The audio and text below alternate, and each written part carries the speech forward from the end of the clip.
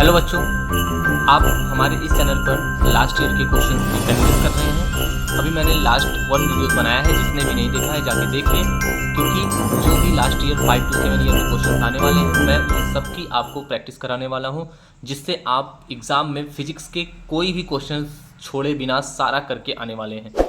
तो इसलिए हमारे चैनल को सब्सक्राइब कर दें और पूरा वीडियो लास्ट तक देखें और सारी वीडियोस देखें, अंत तक बने रहें, और जिससे कि आपकी तैयारी एक अच्छी हो जाए। ठीक है, तो चलिए अभी जैसा कि हम लोग रिफ्लेक्शन और रिफ्रैक्शन चैप्टर्स को कंप्लीट कर रहे हैं, इस चैप्टर में आए हुए जितने भी लास्ट ईयर के क्वेश्चंस हैं 5 to 7 ईयर में सबको हम लोग करेंगे। ठीक है, तो चलिए इस दूसरे वीडियो में हम लोग नेक्स्ट क्वेश्चन देखते हैं कि क्या है। तो बच्चों आप लोग देख सकते हैं जो कि क्वेश्चंस हैं, name the spherical mirror used as. First है सेविंग मिरर, सेकेंड है rear view mirror in vehicles, third है reflector in search light, and इसका बी पार्ट है write any 3 difference between a real and virtual image. ये question आपका 2012 में आया हुआ था बच्चा, और ये क्वेश्चंस आपका 3 मार्क्स का था। तो हम लोग देखेंगे कि इस क्वेश्चन का आंसर क्या है। ठीक है, तो सबसे पहले बोला है कि name the spherical mirror used as a shaving mirror. तो हम लोग मिरर पढ़ लेते हैं, फिर इन सब के आंसर आप बहुत ही आसानी से दे पाएंगे। तो देखिए बच्चा, आप जानते हैं आपके सिलेबस में 2 टाइप्स की मिरर हैं। ठीक है, एक है आपका कॉन्वेक्स मिरर और एक है कॉन्केव मिरर और प्लेन मिरर, 3 तरह के मिरर हैं। ठीक है बच्चा, तो देखिए ये होता है मिरर। सबसे पहले तो मिरर क्या होता है, मिरर की अगर हम बात करें तो मिरर क्या होता है बच्चा, तो किसी भी स्फेरिकल, ठीक है, तो कोई भी अगर आपके पास कोई स्फेरिकल ग्लास है, कोई स्फेरिकल ग्लास है, और अगर आप उस स्फेरिकल ग्लास को 2 पार्ट में ऐसे ब्रेक करते हैं तो आपको ये निकल के आएगा ऐसा, और दूसरी तरफ ये। अब अगर इस स्फेरिकल पार्ट को, इस कर्व सरफेस को, जो कि एक स्फेरिकल ग्लास से निकला हुआ है, अगर आप इसको आइदर साइड पॉलिश कर दें तो देखिए जो इनर सरफेस है, जो दबा हुआ सरफेस है, that is called the concave. इसको हम लोग कहते हैं बच्चा कॉन्केव। ठीक है, और जो आउटर सरफेस है, जो बाहर वाला सरफेस है, इसको हम लोग कहते हैं कॉन्वेक्स। इसको क्या बोलते हैं बच्चा, कॉन्वेक्स। ठीक है, तो ये है हमारा spherical surface, spherical curve surface जो स्फेरिकल ग्लास से कटा हुआ है। इनर सरफेस को कॉन्केव बोलते हैं, आउटर सरफेस को कॉन्वेक्स। ठीक है, अब मिरर इसको कब नाम देते हैं, जब इसके एक सरफेस को हम पॉलिश कर देते हैं तो उसको हम लोग नाम दे देते हैं मिरर। ठीक है बच्चा, जैसे ये है, तो अगर इसके हम लोग आउटर इनर सरफेस को पॉलिश कर देते हैं इस तरीके से, और पॉलिश किससे की जाती है, पॉलिश किसी ऐसे मटेरियल से की जाती है जो लाइट का रिफ्लेक्टर हो, जो लाइट को रिफ्लेक्ट ना होने दे, जैसे रेड ऑक्साइड, सिल्वर ऑक्साइड, ठीक है, इन सब चीज़ों से। तो अगर कॉन्केव सरफेस को आप पॉलिश कर देते हैं और कॉन्वेक्स सरफेस को छोड़ देते हैं, तो जो सरफेस आप छोड़ते हैं वही आपका मिरर नाम हो जाएगा। तो इसका नाम क्या हो जाएगा बच्चा, कॉन्वेक्स मिरर। इसका नाम हो जाएगा बच्चा कॉन्वेक्स मिरर। यानी अब लाइट जो है, पहले ये ट्रांसपेरेंट सरफेस था, अगर लाइट यहाँ से पड़ती तो मे बी वह बाहर आ जाती, ट्रांसपेरेंट यानी रिफ्लेक्ट निकल जाती, लेकिन अभी क्या है, अभी बच्चा आपकी जो सरफेस है वह एक तरह से पॉलिश हो चुका है, वो भी ऐसे मटेरियल से जो लाइट को रोकने का काम करेगा। तो अगर लाइट इस पर इंसिडेंट करेगी तो यह इसको बाहर नहीं निकलने देगा, बल्कि ये इसको रोकेगा, जिसके कारण लाइट इस पर पड़ने के बाद वापस चली जाएगी। ठीक है, अब लाइट किस तरीके से वापस जाती है, इसके कुछ रूल्स हैं, उसके अकॉर्डिंग ही जाती है। तो फिलहाल में ऐसे किसी पार्ट को, स्फेरिकल सरफेस को, कर्व सरफेस को, जो एक साइड से पॉलिश हो जाता है, उसको हम लोग मिरर नाम देते हैं। अगर इनर सरफेस पॉलिश्ड है, आउटर सरफेस जो है वह रिफ्लेक्टर का काम कर रहा है, तो हम उसको कॉन्वेक्स मिरर कहते हैं बच्चा। और अगर बच्चा आउटर सरफेस पॉलिश कर दिया जाए और इनर सरफेस जो है वो रिफ्लेक्टर का काम करे, तो इसको हम लोग कॉन्केव मिरर कहते हैं, कॉन्केव मिरर कहते हैं। ठीक है, और अगर जो है आपका सीधा ये ऐसे बिल्कुल प्लेन सरफेस रहे ग्लास का, और इसको वन साइड से आप पॉलिश कर दें, तो बच्चा इसको प्लेन मिरर नाम देते हैं। इसको क्या नाम देते हैं, प्लेन मिरर नाम देते हैं। ठीक है, इस तरह से कॉन्वेक्स मिरर, प्लेन मिरर और कॉन्केव मिरर, समझ में आ गया। ये 3 चीज़ें आपकी यहाँ पे हैं। क्लियर। अब हमने इमेज फॉर्मेशन पढ़ा हुआ है, इमेज फॉर्मेशन। तो इमेज फॉर्मेशन भी हम आपको बताएंगे। फिलहाल में अभी आपके क्वेश्चंस का आंसर जानने के लिए ही उतना बताया जाएगा। बाद में अगर आपको चाहिए तो मैं पूरे चैप्टर्स का एक वीडियो बना दूंगा, 1-2 वीडियोज़ में मैं सारे चैप्टर्स कंप्लीट कर दूंगा, जिससे आप अच्छे से कॉन्सेप्ट समझ सकें। ठीक है, अभी हम क्वेश्चंस का सलूशन बना रहे हैं। तो इमेज फॉर्मेशन की बात करें तो आपको पता है जो कॉन्केव से इमेज बनता है बच्चा, जो कॉन्केव मिरर जो इमेज बनाता है वह स्मॉलर बनाता है, स्मॉलर वर्चुअल स्मॉलर वर्चुअल बच्चा, और back side of mirror, back side of mirror. ठीक है, ये कौन बनाता है बच्चा? कॉन्वेक्स। ये कौन इमेज बनाता है ऐसा? कॉन्वेक्स। ठीक है, वहीं जो कॉन्केव मिरर बनाता है, जो कॉन्केव मिरर है वह कैसा इमेज बनाता है बच्चा? वह जो इमेज बनाता है वह आपका लार्जर होता है। ठीक है, वर्चुअल होता है, वर्चुअल होता है। ठीक है, virtual and back side of mirror, back side of mirror. ठीक है, तो ये कॉन्केव द्वारा बनाया गया इमेज। वहीं प्लेन मिरर के द्वारा जो इमेज बनता है बच्चा वह आपका सेम साइज का बनता है, सेम साइज। ओके बच्चा, and virtual, virtual and back side. ठीक है, और सेम डिस्टेंस पर भी बनता है, जैसा कि कल के लेक्चर में मैंने बताया था, सेम डिस्टेंस पर भी बनता है। सेम डिस्टेंस का मतलब जितनी डिस्टेंस आप इससे ऑब्जेक्ट की लेंगे उतनी ही डिस्टेंस पर इमेज भी बनता है। क्लियर? वैसे तो कॉन्केव के द्वारा और भी अलग अलग तरह के इमेज बनते हैं, लेकिन क्योंकि कंपैरिजन करना है इसलिए सेम प्रॉपर्टी पे हम लोग कंपैरिजन करते हैं। ठीक है, तो इसीलिए तीनों का वर्चुअल केस कंपेयर करे हैं। अदरवाइज रियल यानी कॉन्केव मिरर से रियल इमेज भी बनता है, जबकि कॉन्वेक्स मिरर से कोई रियल इमेज नहीं बनता, और ना तो प्लेन मिरर से। ये दोनों ही वर्चुअल इमेज बनाते हैं, लेकिन ये हमेशा रियल और वर्चुअल दोनों इमेज बनाता है। लेकिन कंपेरिजन करने के लिए हम लोग वर्चुअल वाला फॉर्म लेंगे, तो ये सेम साइज़ का बनता है, इससे छोटा बनता है और इससे बड़ा। ठीक है बच्चा, तो समझ गए। तो अब हमारा क्वेश्चन क्या है? कह रहा है सेविंग मिरर में कौन सा स्फेरिकल मिरर यूज करते हैं। अब देखिए सेविंग मिरर, तो सेविंग कराने के लिए जब आप जाते हैं बच्चा, जब आप सेविंग कराने जाते हैं या कोई भी से आपके घर में पापा मम्मी सेविंग कराने जाते होंगे, तो सेविंग इसीलिए कराई जाती है ताकि आपका चेहरा थोड़ा सा उस शीशे में बड़ा दिखाई दे। बड़ा दिखाई देगा तो थोड़ा ईजिली जो होगा वह जो नाई होगा वह आराम से सेविंग कर पाएगा, यानी इमेज बड़ा बनाने की ज़रूरत है। ठीक है, और साथ ही साथ या तो फिर यूँ समझिए कि वो सेम साइज़ का भी बनना चाहिए, सेम साइज़ का भी बनेगा तभी तो हो पाएगा। ठीक है बच्चा, तो इसलिए यानी कि बड़ा इमेज बनना चाहिए या तो सेम साइज़ का वर्चुअल। ठीक है, तो इसीलिए सेविंग मिरर के रूप में बेसिकली जो इसका आंसर होगा वो कॉन्केव मिरर होगा। कौन सा होगा? कॉन्केव मिरर बच्चा। क्यों?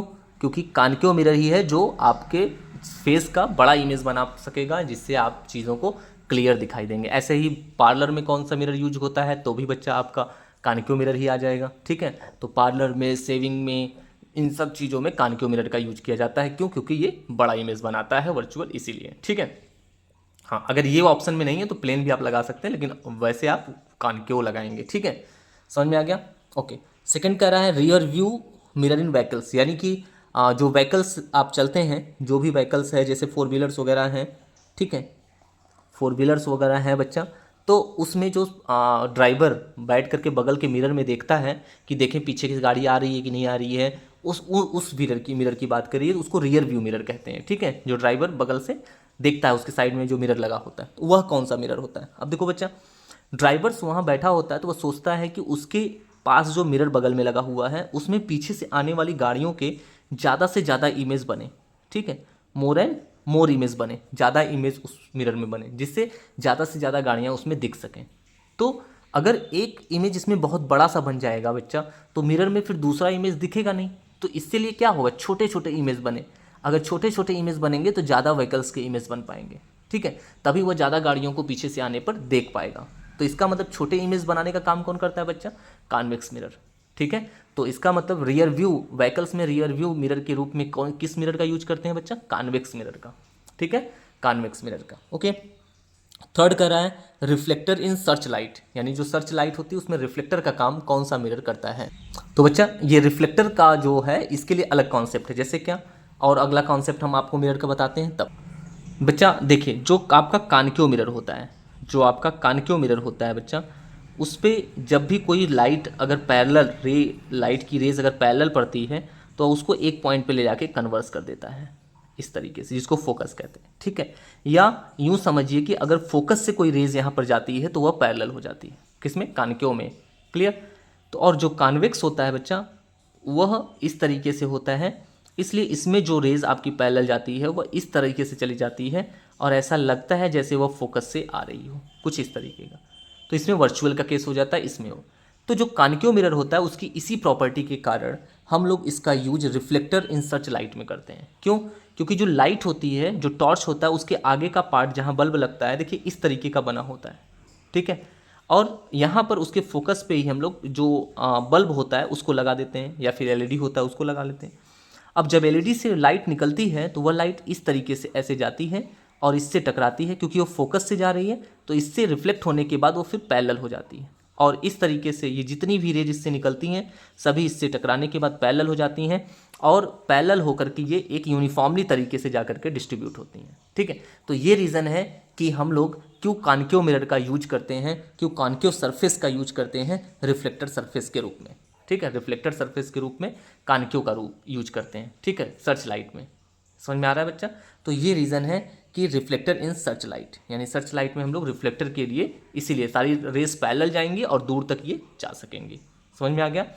तो ये हो गया इसका। ओके, तो आप लिखेंगे due to the converging property, आप ये भी लिख सकते हैं due to converging property of concave mirror we use concave surface और mirror in reflector surface in search light. Okay, और फोकस से जाने वाली लाइट जो होती हैं वो इससे टकरा के पैरेलल हो जाएंगी, जिससे ये लॉन्ग डिस्टेंस ट्रेवल कर पाएंगी, और इस पर्पज से भी हम लोग इसका यूज करते हैं। क्लियर? तो ये क्वेश्चन 2012 में आया था जिसका आंसर कंप्लीट हुआ। तो चलिए अब हम लोग नेक्स्ट देखते हैं। ठीक है बच्चा, तो आप इसको कॉन्केव या कॉन्केव पैराबोलिक, तो आप इसका आंसर जो है कॉन्केव मिरर। ठीक है बच्चा, कॉन्केव मिरर और कॉन्केव पैराबोलिक भी नाम दे देते हैं, वैसे कॉन्केव ही आपके सिलेबस के अकॉर्डिंग यही होगा, तो आप कॉन्केव ही आंसर लिख के आए। ठीक है, चलिए इसी का बी पार्ट है, इसी क्वेश्चन का बी पार्ट है बच्चा, वह क्या है? Right the 3 differences between real and virtual image. ठीक है, जैसा कि आप देख सकते हैं स्क्रीन पे, इसका बी पार्ट है, 3 नंबर का पूरा क्वेश्चन था। तो right any 3 differences between real and virtual image. Real और वर्चुअल इमेज के बीच में कोई 3 डिफरेंसेस लिखिए। तो कौन कौन से 3 डिफरेंसेस होंगे बेटा रियल और वर्चुअल इमेज में? सबसे पहले तो रियल इमेज जो होता है वह बेटा कैसा होता है? इन्वर्टेड होता है। ठीक है, रियल इमेज आपका कैसा होता है? इन्वर्टेड। रियल इमेज आपका इन्वर्टेड होता है। ठीक है, और वर्चुअल इमेज आपका कैसा होता है बच्चा? वर्चुअल इमेज आपका इरेक्ट होता है। ठीक है, इरेक्ट। वर्चुअल इमेज आपका इरेक्ट होता है, रियल इमेज आपका इन्वर्टेड यानी उल्टा होता है। पहला डिफरेंस ये हो गया। ठीक है, सेकंड डिफरेंस क्या हो गया? जो रियल इमेज होता है बच्चा वह हमेशा क्या होता है? स्क्रीन पर मिलता है। स्क्रीन पर, ये स्क्रीन पर प्राप्त होता है और ये स्क्रीन पर नहीं मिलता। It does not obtain on screen. इसको हम लोग यानी वर्चुअल इमेज को स्क्रीन पे प्राप्त नहीं कर सकते। It does not obtain on screen while real image obtain on screen. Clear? Third इसमें जो डिफरेंस है बच्चा वह क्या है? इस इमेज, जब रियल इमेज फॉर्म होता है तो जो रिफ्लेक्टेड रेज होती है वह सच में किसी पॉइंट पर जाकर मीट करती हैं। ठीक है, और जब वर्चुअल इमेज फॉर्म होता है तो उसमें जो रेज होती हैं वह आपकी सच में नहीं मिलती, बल्कि ऐसा लगता है कि जैसे वो कहीं ना कहीं मिलेंगी। ठीक है, तो वर्चुअल इमेज बनता है। तो वर्चुअल इमेज है। तीसरा आप डिफरेंस लिख सकते हैं कि when 2 rays meet actually at a point after reflection, यानी रिफ्लेक्शन के बाद 2 रेज सच में कहीं ना कहीं मिले तो उससे वो बनता है वो रियल इमेज, जैसा कि यहाँ देख सकते हैं।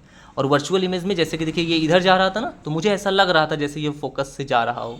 तो जब इस तरीके का कुछ होता है, तो जब बस लगता है कि हाँ किसी पॉइंट पे जाके मिलेंगी, तो उससे वर्चुअल इमेज फॉर्म होता है। ठीक है, तो 2 rays only seems to meet at a point. 2 rays केवल ऐसा लगता है कि किसी पॉइंट पे मिल रही हो आफ्टर रिफ्लेक्शन, तो हम लोग कहेंगे कि वहाँ पर वर्चुअल इमेज बन रहा है। And if 2 rays in actually at meet at a point then the image is form is real. Okay, तो ये आपका क्वेश्चन कंप्लीट हुआ। चलिए अब हम लोग नेक्स्ट क्वेश्चन में देखेंगे कि क्या पूछा था। नेक्स्ट क्वेश्चन है बच्चा what is meant by power of lens, give its SI unit, when 2 और more lenses are placed in contact what will their combined power. Okay, तो कह रहा है कि what is meant by power of lens. आप power of lens से क्या समझते हैं?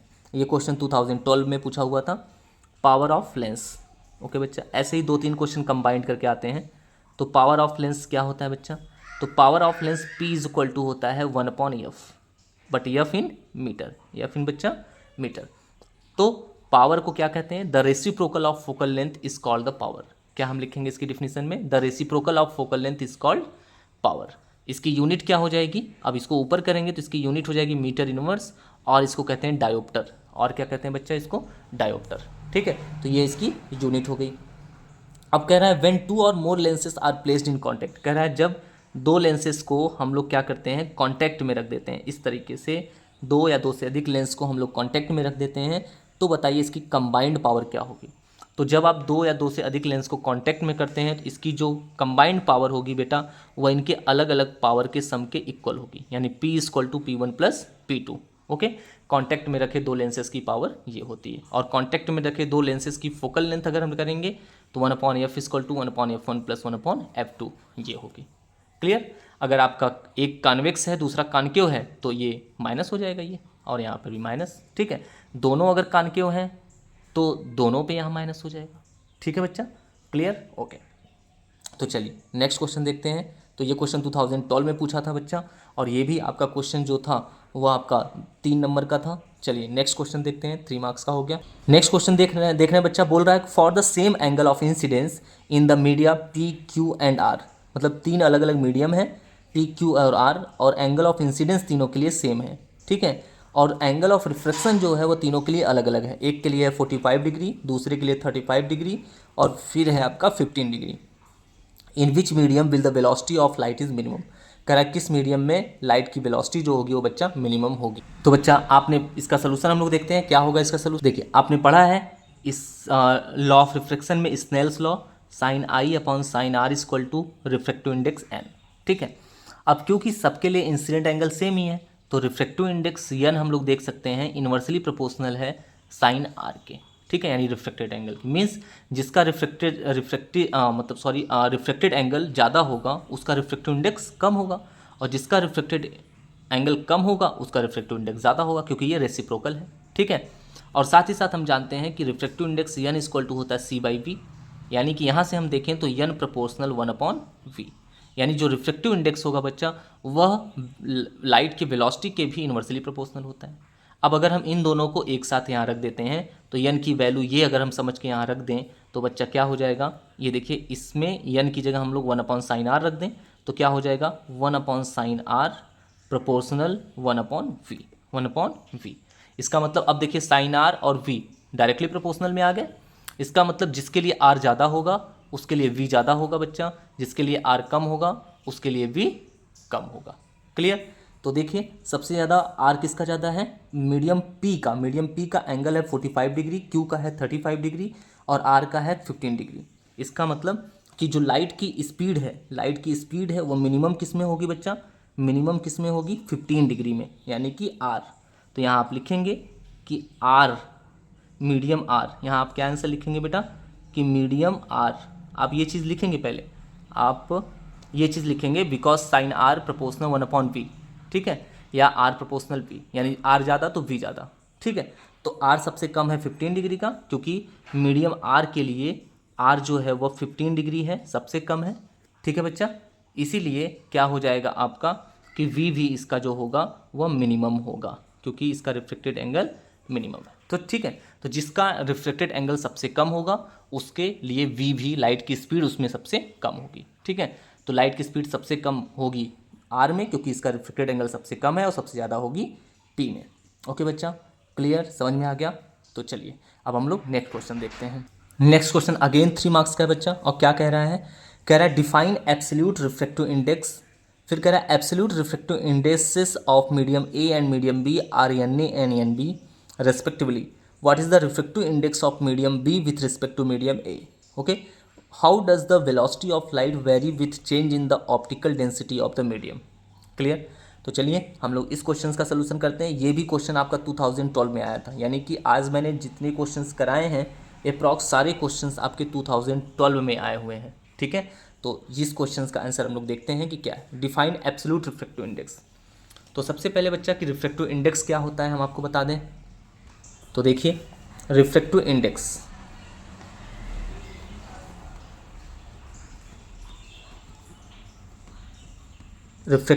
क्या होता है बच्चा। Refractive index n equal to define होता है C/V, जहाँ C क्या है, speed of light in vacuum, speed of light in vacuum upon speed of light in medium. तो इसको हम लोग कहते हैं रिफ्रेक्टिव इंडेक्स। क्लियर, यानी कि वैक्यूम में लाइट की स्पीड और उस मीडियम में लाइट की स्पीड का जो रेशियो होता है उसी को हम लोग रिफ्रेक्टिव इंडेक्स कहते हैं। और इसी रिफ्रेक्टिव इंडेक्स को हम लोग बच्चा कहते हैं absolute refractive index. Absolute refractive index, ठीक है।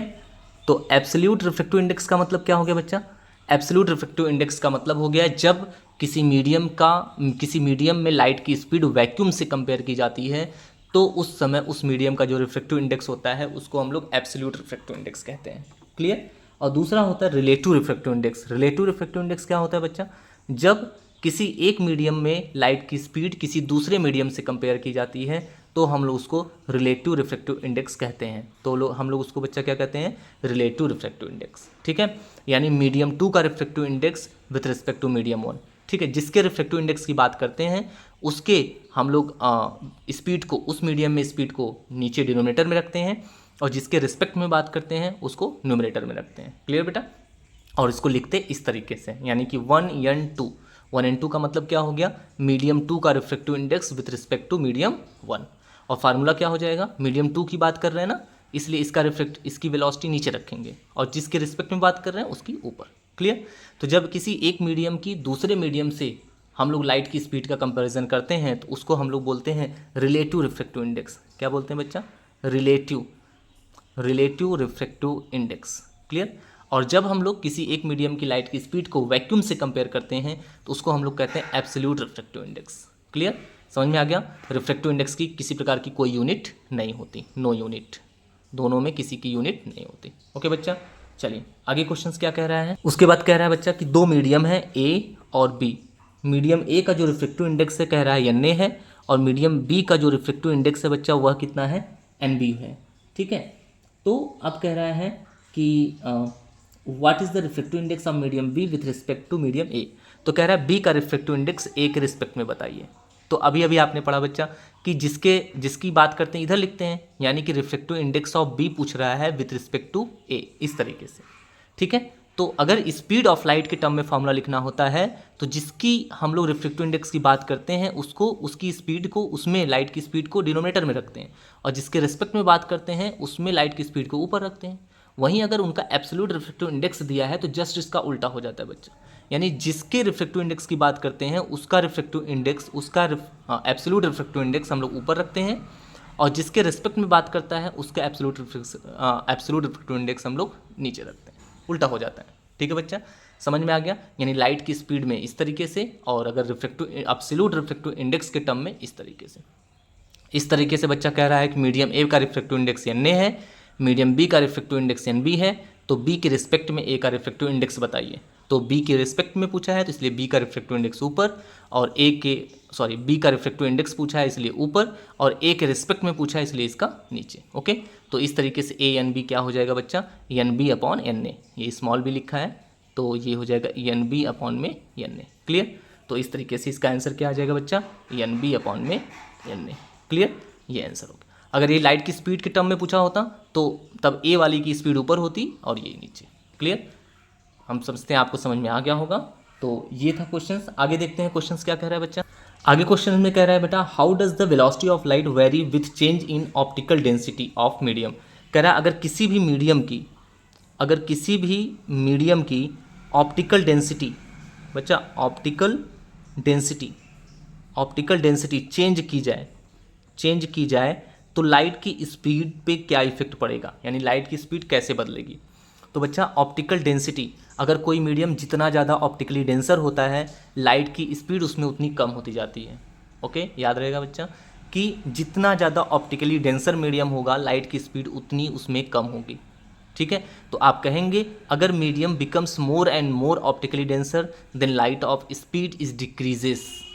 और अगर कहेंगे कि ऑप्टिकली डेंसिटी अगर किसी मीडियम की डिक्रीज होती चली जा रही है तो इसका मतलब लाइट की स्पीड क्या होगी उसमें बेटा? इंक्रीज करती चली जाएगी, बढ़ती चली जाएगी। क्लियर? समझ में आ गया? इसका आंसर क्या लिखेंगे कि optical density, if we increase the optical density of a medium then speed of light decreases continuously. Okay, तो ये इस क्वेश्चन का आंसर हो गया। इस तरीके से आज आपने ये 3 या 4 या जो भी क्वेश्चंस की प्रैक्टिस की, सारे 2012 में आए हुए क्वेश्चंस थे।